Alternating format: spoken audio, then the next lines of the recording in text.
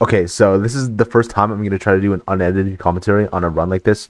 This is not a particularly good run. Usually I post like the best runs of a specific week. Also, side note, sub 12 PB in Diamond is kind of crazy, but let's move on. For my opponent, this was not a particularly good run. It was good pace originally, like the first like 5 minutes of the run seemed pretty fast. And then things went downhill quickly for reasons that you'll see. I cannot believe that this was sub 13. This is one of the goofiest runs I've ever played, which is why I wanted to make a video out of it. So I find that I locate the BT here. It has the formation. I noticed ranked. You can see that he disconnected in here, or whatever. But ranked is pretty good at this point of like bringing people back into the game. Like every single time I see like a disconnect next to their name, they usually are back. So that's nice. I didn't realize that the island had trees. That's something that I definitely need to be more cognizant of going forward. Seeing if the island had trees or not, and automatically swimming instead of going back onto the spawn island, which has nothing on it, obviously. But that is not the reason why this run is being uploaded. I start to punch wood here, which is, I think, a genius move, considering I literally have... I mean, I guess it's not that bad of a play, because what's it called? This allows me to make an axe, whereas I otherwise wouldn't. But I think it is probably better to just make the iron pressure plate, to be honest. So yeah, I mean, I get everything I need from here.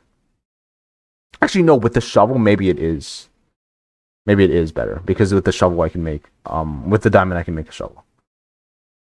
I mean, this is all pretty standard. The real weird parts about this run start happening post fort split. Yeah, I saw the ravine swimming towards the island. What's it called? Every single time, I'm a no hitboxes player, but every single time on ocean seeds, I always turn hitboxes on, because that makes it easier to spot kelp. It's just I've got it into my muscle memory at this point. Pretty quick flint. I think I chase after this door for a while, which is kind of dumb, because you can just do it without the door with very little time loss. So I should probably just leave it in a situation like that. I still don't know how to do a 2x1. I'm probably, like, if you did like a census of every single diamond player, probably less than 1% of them don't know how to do a 2x1. And I am representing that less than 1% of people. I walk in, this nether is insane. I spawn on the bridge bastion. I think there's a fortress like a couple blocks away from the... Maybe not a couple blocks, but it's very close, if I remember correctly. Okay, well, I guess maybe it isn't. No, it is close. I remember. It's just not close to the chalice, probably. But I do remember it being very close to the bastion. I have the TNT, too, from the buried treasure, which makes bridge even faster. Like, bridge with TNT is probably... actually, probably manhunt, like, housing, or, like, double, triple staples is faster. But bridge with TNT is pretty fast. And it's high quality. I guess that's the most important part. It's high quality and consistent. Yeah, the fortress is right there, one pearl away. Beautiful spot from the triple to pearl to the fortress. So yeah, this nether is very good, but the trades end up not being very good. Regular crack smoker route. This was before I learned how to do auto funnel, so I'm not auto funneling right here. Even now, to be honest, I still don't do auto funnel on a lot of bridge sieges, which is like a bad habit. Like, I just need to get it into my muscle memory to auto funnel every single siege, because it just is faster, because you are able to loot the chests. One, it's safer because you're not able to get hit, obviously. But two, you don't spend all this time throwing gold. You loot the chests instead, you know what I mean? Like, you throw 2 stacks and that's it, instead of constantly throwing gold in order to get the pigs off of you. There's 2 late pigs here. Like, that damage that I took right there would have never happened if I used auto funnel.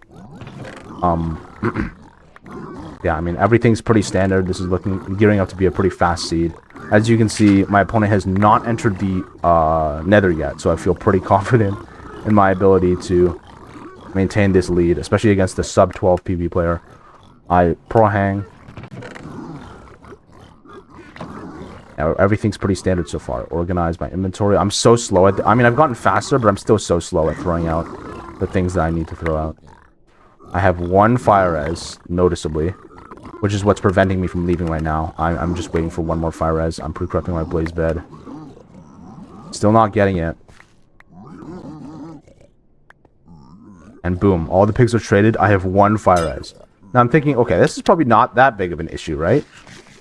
So it turns out on this completely open fortress, the spawner is nowhere to be found, and it's hidden in an enclosed part, which is quite annoying because obviously every single second that I spend out here and not at a spawner is a second of my fire res timer running out.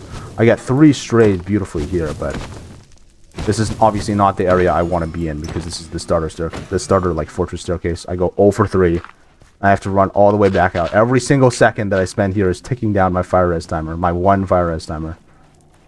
And I noticeably, if you go back, you can notice that I didn't get any iron from the bastion, which I didn't end up thinking was an issue because I feel like, I don't know, for some reason I keep thinking 1 fire res is enough, which just isn't in a lot of situations. So I probably should have made sure I had iron before entering the fortress if I was really trying to play it safe. I think I'm on 2 rods right now. The rates end up not being great, and I mean, rates not great, 1 fire res. I don't think something burned there. I think I would have seen an item if there was a rod burned there, and I think I'm like 2 for 10 right now. I get my blaze bed out. I splashed the fire res at like 4:30. Right now it's around 6 minutes. Splash fire res is usually lasts around 2.5 minutes, so I have about a minute to get 4 rods.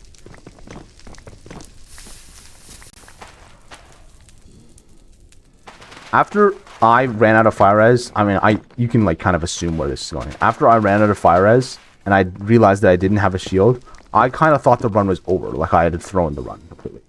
But you'll see what I end up doing. I pre-craft all my stuff here. My fire is out, which, I mean, usually it's like 2.5 minutes, but I guess this time I didn't get as much of the splash in. And I think I have, let's take a look at how many blaze rods I have. I blind here to hunger reset, I have 3 blaze rods. I still need to get 3 blaze rods from a fully blaze bedded spawner without fire res or a shield because I know I don't have iron. So at this point, I thought that I had lost the game. Like, I only have 2 salmon. Like, there's just no way I can possibly do this. You see me pause there because I'm like, what do I do? Like, what's it called? I blind here. I originally thought it was to hunger reset, but I forgot. I would assume that I'm blinding here because I want to buy time for me to think about what to do. Really. As I go through the motions of a very familiar task of measuring eyes, I'm brainstorming what could I possibly do in this situation. I get errors, which is, I mean, it's just annoying me even further. I think it might happen because I have God Sense and it just gives me green boat sometimes. So maybe I just don't even get into the boat in a situation like that. But yeah, sometimes it just gives me errors even though I do the proper measurement. I get the measurement. At this point, I think I knew what I had to do, like basically. I knew that I had to hunger reset in the overworld because I don't have many explosives on the seed. I had to hunger reset in the overworld. And then go back in to the nether. I don't know what I'm looking for here. I think I'm maybe looking for more animals for more food. But yeah, I'm on full health here. I run into the like 5 blazes here. And I run back out and I'm like, oh my god, how am I going to approach this situation? I just run in and get as many blaze hints in as I can without dying. I get 1 rod here and then I go back out. I don't know what I'm trying to craft here. I'm trying to craft beds, right? Because I don't even have beds to hunger reset in the overworld. Because I don't want to burn anchors just doing this because I have 6 explosives. If I burn all 3 of my anchors, I will have 3 like, it's just not worth it. Like, it's just better to do this. Like, and also keep open the opportunity for 0 because I'm pretty confident in a 6 explosive 0. I leave my bed out there because I know I'm going to revisit it again later in the run. And then I go back into the hell field. At this point, there's like 7-10 blazes at this point. I think I ended up picking that rod. And then boom, I get all 3. And I barely get away from the blaze. Any single one of them could have shot me there and killed me. Thank goodness the rates picked up, because otherwise I would be visiting this bed out here in the overworld quite a few more times. With that amount of blazes. I just have never, ever hunger reset in the overworld and then blinded out and then went back into my... I probably went into my blind portal like 4 times in this run. I end up trying to get another rod, my last final rod. and then boom, I have it, and I go out and I hunger reset again. Which, I cannot believe this was sub 13. Like, I legit lose, like, minutes to the fact that I have the hunger reset, like, 4 times in the overworld. But the run originally was so fast that it just ended up being sub 13 anyway. Like, I entered the fortress at, like, 4.5 minutes. So, yeah, at this point, I can leave. I mean, I still have no fire res, so, like, it's still a precarious situation heading towards quartz. But at least I have all my rods now. I don't think I've certainly never done that. I don't think I've ever seen anybody do that in a run where they have to hunger reset multiple times in the overworld because they just don't have the explosives to burn anchors in the nether. I mean, I guess you could technically place down 1 anchor and then keep on lighting it with glowstone, and that is more cost effective. Because you're not placing down multiple anchors. Like, you're just using glowstone at this point. But I just didn't want to waste explosives because I wanted to keep the opportunity open for 0. I mean, this is only possible because my opponent is so far behind me, like, this whole run.